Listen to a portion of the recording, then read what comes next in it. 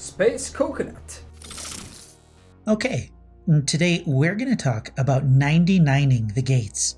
Before I get into this, I want to shout out to Killing Time on the official forums for creating a well-worded post regarding the questions I brought up in the data video I posted a few days ago. It created more awareness to the issue, as well as similarly minded people who wanted to know more about Almo's statement, as well as gain some clarity about them. If you agree with anything I brought up in these videos and want to take them to the forums and the Discord, this is how you do it. Make sure you swing by that thread if you care enough and want to be part of that conversation.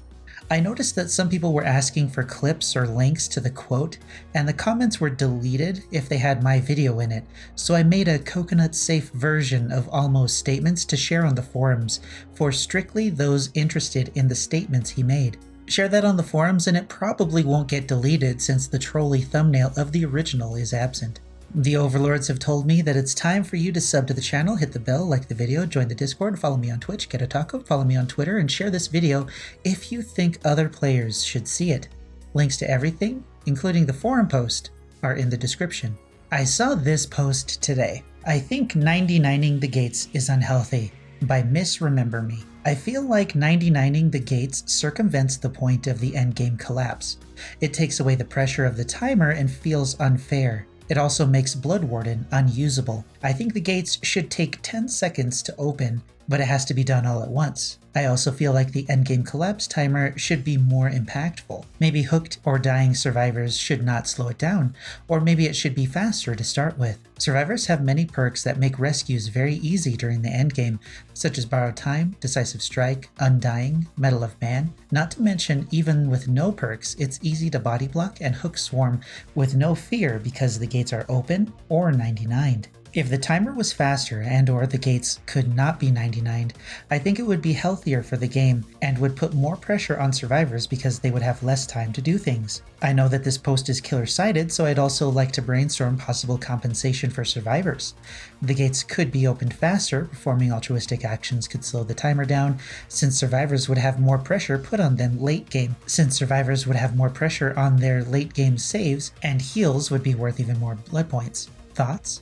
Now, I don't agree with the solutions that the poster brought up in the post, but the overall feeling that the endgame collapse in 99ing the gates presents is what we're going to be talking about. The number one reason the endgame collapse was created was to shoo survivors out of the gate once they powered the generators and opened it. Survivors, being survivors, would stay in the match and hide for long periods of time, preventing the match from ending. The best example I have this is from a stream from Marth, where he was held hostage for 15 to 30 minutes. The match was over, the gates were open, the hatch was open, there was one survivor left, and Marth had no tracking perks such as Whisper to find that last survivor and get them out of the match. That survivor hid for 15 to 30 minutes, and Marth couldn't do nothing about it.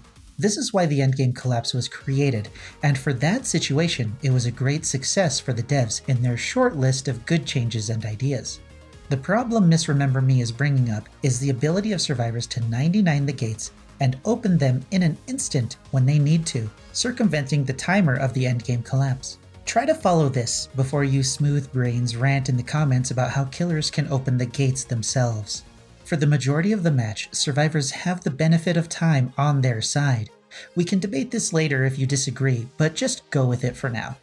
As time goes on, pallets are broken, gens are finished, and the playable area for survivors is reduced, and the survivors have fewer resources available to stop the killer from hooking them. It would stand to reason that when the final generator is finished, that the survivors would be driven into a corner of escape or die. Unfortunately, this isn't what happens. The original iteration of Noid exemplifies this mindset perfectly. It wasn't always a hex, and it had an unlimited timer when it was first introduced. Is a survivor going to stick around if the killer can down them instantly? No, they're going to GTFO. This feeling somewhat exists for survivors when the endgame timer begins.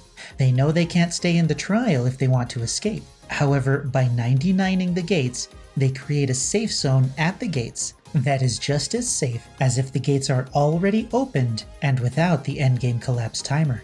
Every match is different, so when the last generator is finished, the survivors have either won the match or it's their last hope of escape besides the hatch. In many cases, the killer has downed or hooked a survivor elsewhere on the map and is preparing for the remaining survivors to rescue. This is where 99ing the gates becomes a problem.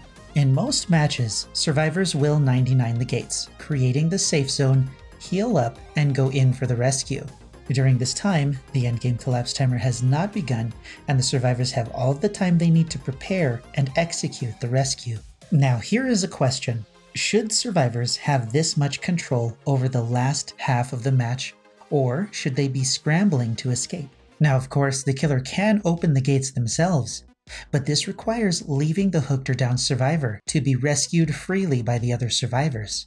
The killer is in a lose-lose situation when, according to the devs, the killer should be at their strongest in the endgame. Now, if a killer has lost completely, of course that killer should simply open the gate and end the match quickly. That's in their power, and that's a good thing. But what would change if the endgame collapse started automatically when the last generator was completed and not when the gates were opened? A completely defeated killer wouldn't have to open the gates themselves to end the match. It would begin automatically, and although a small compensation, they wouldn't have to go through the shameful act of opening the gates themselves for the survivors who won the match. Survivors who did well and completed all the generators would have 2 minutes to escape the match freely with minimal interference. In a much tighter match, the survivors would complete the last gen while the killer had downed or hooked another survivor. Now the remaining survivors have 2 minutes to rescue or abandon the survivor. The only difference is that survivors no longer control when the endgame collapse begins. They can avoid it by not finishing a gen, but killers have the ability to regress the gens further, buying themselves more time to down survivors. This pressure would create a tenser endgame experience that can still be overcome by survivors who work together, or the killer manages to gain an extra sacrifice from survivors who decide to linger in the match. Because I don't see a downside to this change, I'm sharing it with you to see if you know of some reasons why this change would suck really badly. The reason I say this is because Almo responded to the thread I shared at the beginning of the video. Here is his response. We tried removing 99ing gates in various ways. They all sucked really badly. This is why the killer can open a gate if the survivors are being hoseheads about not starting endgame collapse.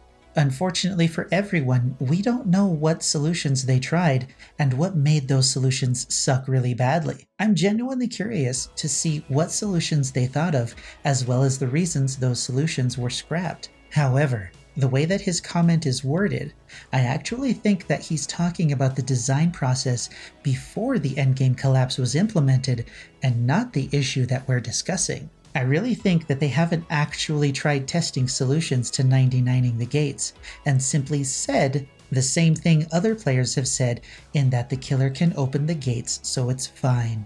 But that's just speculation on how he worded his post. Either way, I'd like to know what solutions were tried and what made them suck so badly. I mean, sometimes the devs make changes that are gold to them, but when put into the game, it becomes apparent that the idea was less than ideal and is quickly reverted. It's entirely possible that one of the solutions they thought sucked really badly might have actually been the perfect solution. For those of you who simply tell the killer to open the gates, what do you think of the endgame collapse starting once the last gen is finished? How much does that impact your gameplay during that phase of the match? For everyone else who understands the problem, what are the potential problems with this idea that I might not have thought about? Let me know in the comments below, and let's have a genuinely thoughtful conversation about this one. Share the video if you think it's worth it, and until next time, I'll see you in the fog.